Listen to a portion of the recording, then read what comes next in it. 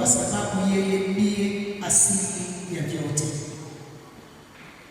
Wewe, mimi sina cha kwangu chochote, vyote tulivyo navyo ni mali ya Bwana. Biblia inasema dunia na vyote vijazavyo ulimwengu ni mali ya nani? Kwa hiyo kama tukitambua ni mali ya Bwana, una sababu ya kumshukuru, kwa sababu hivyo ulivyo wewe si kwa sababu umependa uwe, ila ni kwa sababu yeye amepanda uwe. Bwana Yesu asifiwe. Haukutaka wewe uwe mrefu, ni yeye ametaka. Haukutaka uwe mfupi, ni yeye ametaka. Haukutaka uwe mweupe, ni yeye ametaka. Haukutaka uwe mweusi, labda leo utakuwa dukani. Kanisa, haleluya. Amen. Kwa hiyo lazima tujue kumshukuru Mungu, na katika kumshukuru Mungu kuna roho ya maongezeko inaachiliwa. Bwana Yesu asifiwe. Amen. Katika kumshukuru Mungu tu kwamba ninatamani nisogee mbele za Mungu na sadaka yangu ya shukrani, katika kumshukuru Mungu kuna roho ya maongezeko. Ukisoma ile kitabu ya Marko, kitabu cha Marko mtakatifu mlango wa 6, Mathayo, Marko, Luka, Yohana, Mathayo, Marko, Luka, Yohana. Kanisa, haleluya. Marko 6 mlango wa 6 mstari wa 38 pale. Nataka tuone kitu hapa.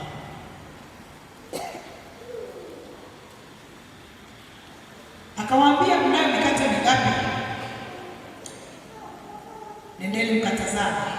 Walipokwisha kujua wakasema 5 na samaki 2. Akawaagiza wakatisheni wote vikao penye majani mabichi.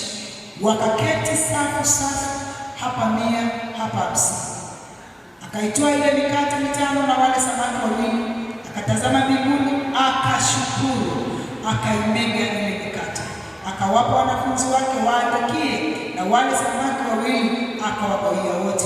Wakala wote wakashiba, wakapata vipande vilivyomwagwa vya kuweza kujaza vikapu 12 na vipande vya samaki pia.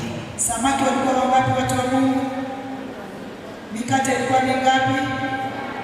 Alichofanya, alifanyaje? Alishukuru. Aliposhukuru, watu zaidi ya 5,000 walikula samaki 2 na mikate 5. Kwa hesabu ya kawaida haiwezekani, kwa hesabu ya kimungu inawezekana. Bwana Yesu asifiwe.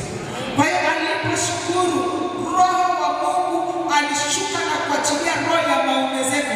Inawezekana kuna vitu umetamani Mungu akutendee tangu Januari, tangu mwaka jana, tangu mwaka juzi, na unaona havijatokea. Natamani uwe na moyo wa kushukuru. Mshukuru Mungu hata kama hujapokea. Kanisa, haleluya.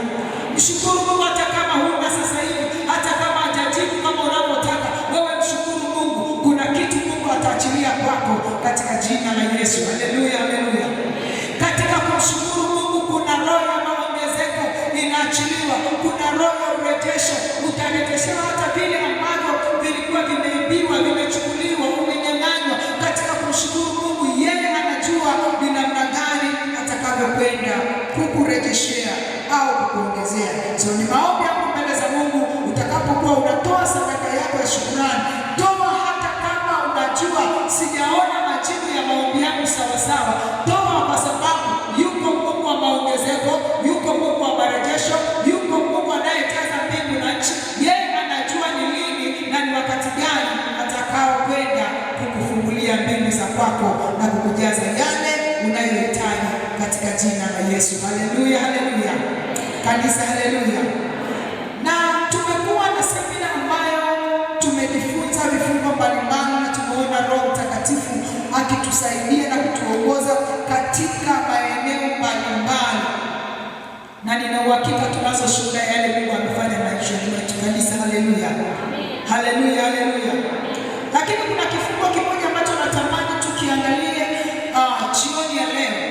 jioni ya leo, na hiki ni cha kwako binafsi. Uangalie ni namna gani unaweza ukawa umeufungua huo mlango mwenyewe, au ni namna gani uko tayari kutoka kwenye hicho kifungo. Na sasa niseme, labda tufungue kwanza kile kitabu cha Yohana Mtakatifu.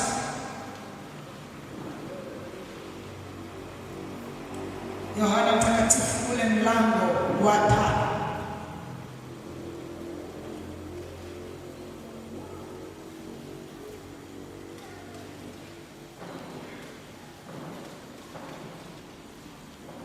Kanisa tumefika? Kanisa tumefika? Amen. Yohana Mtakatifu 5, tuanze ule mstari wa 2 twende mpaka mstari wa 8, kisha tutaenda kule mstari wa 14. Pointi yangu iko kwenye mstari wa 14. 1, 2, 3 twende. Na huko Yerusalemu penye mlango wa kondoo pana birika iitwayo kwa Kiebrania Bethesda, nayo ina matao 5. Ndani ya hayo jamii kubwa ya wagonjwa walikuwa wamelala, vipofu, viwete, nao waliopooza, wakingoja maji yachemke.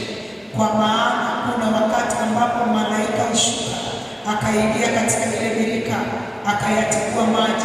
Basi yeye aliyeingia wa kwanza baada ya maji kutibuliwa akapona ugonjwa wote uliokuwa umempata.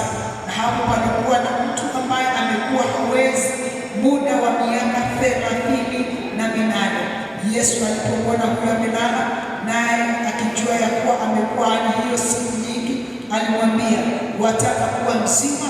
Yule mgonjwa akamjibu, Bwana, mimi sina mtu wa kunitia birikani maji yanapotibuliwa, ila wakati ninapokuja mimi, mtu mwingine kushuka mbele yangu. Yesu akamwambia, simama, jitwike godoro lako uende. Mstari wa 14. Baada ya hayo Yesu akamkuta ndani ya hekalu, akamwambia, angalia, umekuwa mzima, usitende dhambi tena, lisije likakupata jambo lililo baya zaidi. Ndio mwenzako mwambie, angalia, umekuwa mzima, usitende dhambi tena, lisije likakupata, lisije likakupata jambo lililo baya zaidi, jambo lililo baya zaidi. Kabla sijaenda ndani sana au mbele sana katika kipindi cha leo, natamani ujikague ndani ya moyo wako na ndani ya maisha yako. Habari tuliyosoma ni ya mtu aliyekaa kwenye eneo ambalo leo tungesema ni ward. Amekaa wodini kwa miaka 38. Amekaa wodini kwa miaka 38. Biblia inasema kuna wakati malaika huja na kutikua maji, na wa kwanza kuingia anapokea uponyaji. Kwa miaka 38 alikuwa amekosa mtu wa kumshika na kumtia birikani. Hatuelezi shida ya kupooza ilianzia wapi mpaka akapelekwa pale, lakini kwa miaka 38 alikuwa hawezi. Miaka 38 hawezi, amekaa mahali pale pale, na kila akijaribu kutaka kuingia ndani ya birika, Biblia inaeleza mtu mwingine alikuja akampita akamwacha pale pale. Siku moja Yesu anapita akamkuta, akamwambia, unataka kuwa mzima? Kwa mwenzako muulize, unataka kuwa mzima? Muulize, unataka kuwa mzima? Biblia inasema yule ndugu hakujibu ndio wala hapana. Alichosema, sina mtu wa kunitia birikani. Ninakuombea kwa jina la Bwana, Mungu akupatie mtu ambaye atakuwa jibu la maisha yako mahali ambapo umekwama, kwa jina la Bwana. Haleluya, haleluya. Biblia inasema, akasema, sina mtu wa kunitia birikani. Kuna watu ambao wanatakiwa wapige hatua. Kuna watu ambao wamekuwa mahali fulani, lakini ni kwa sababu hawajapata mtu wa kuwashika mkono na kuwapeleka mahali fulani. Asante Yesu kwa ajili ya mchungaji mkuu wa jimbo, mchungaji Kawanga, huyo unamjua. Bwana Yesu asifiwe. Kwangu amenishika mkono, nimeweza kufika Iringa. Haleluya. Kama sio yeye, pengine singekuwa hapa, na ni kweli singekuwa, kwa sababu hunijui na mimi sikujui kabisa. Haleluya. Lakini alipatikana mtu aliyenishika mkono, akaniambia kuna watu wako mahali fulani na inawezekana ukawa na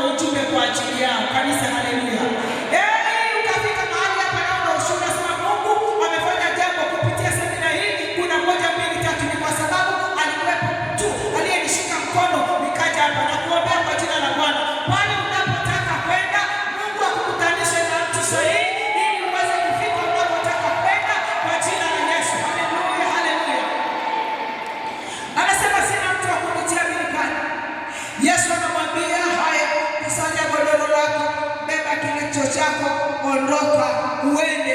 Biblia inasema akabeba godoro, akafanya alichofanya, akaondoka. Siku baadaye Yesu anakutana naye hekaluni, na anapokutana naye hekaluni anamwambia, tazama umekuwa mzima, usitende dhambi tena.